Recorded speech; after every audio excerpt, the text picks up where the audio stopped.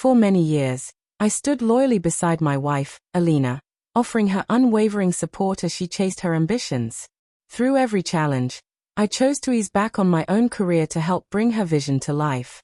I organized her calendar, managed her contracts, and took care of the endless details that helped her business thrive. My commitment wasn't about recognition or ego. It stemmed from a deep belief in her and the shared future we dreamed of. We were partners, or at least I believed we were. As Alina's brand grew, she became a celebrated figure in the fashion industry. She graced prestigious events, delivered speeches to packed rooms, and became a familiar face in magazines and on television. All the while, I remained behind the curtain, working diligently to ensure everything ran seamlessly. I never longed for attention or accolades. Her accomplishments felt like my own. Then came the night of a grand business gala, an extravagant gathering of influential personalities, entrepreneurs, and elite socialites. Alina insisted I come with her, saying my presence was important. I chose a modest suit. She wore an exquisite designer gown that drew every eye in the room. I didn't mind.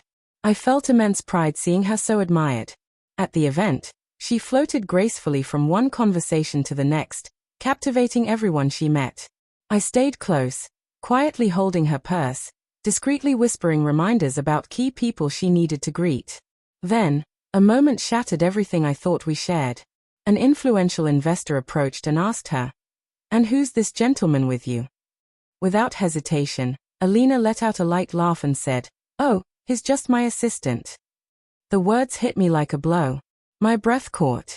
Just my assistant. That's all I was to her? The investor smiled politely and moved along.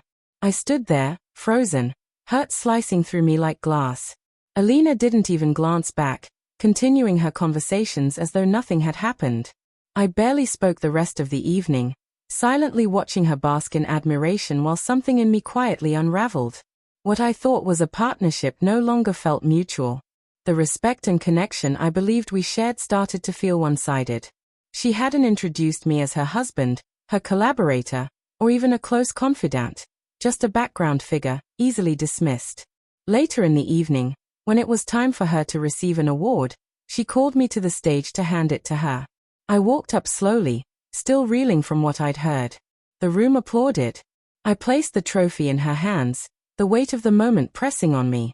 She took the microphone and said with a smile, "I owe this to my incredible assistant." That was the moment something broke for good. I reached gently for the microphone. She took the microphone from my hand, faced the audience with a radiant smile, then turned to me and uttered just 2 words, "I'm finished."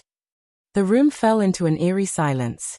Alina's confident expression faltered, her smile disappearing as her eyes widened in shock.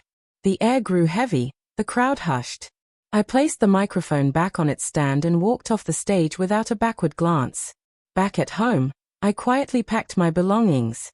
For years, I had invested everything, my time, energy, and loyalty, into helping her build her vision. Yet in the end, she had dismissed me as if I were nothing more than a footnote. This wasn't about wounded pride. It was about reclaiming my self-worth. In the days that followed, a video clip of that moment began circulating online. Someone had captured the exact instant I walked away. It quickly went viral, stirring intense conversations across social media.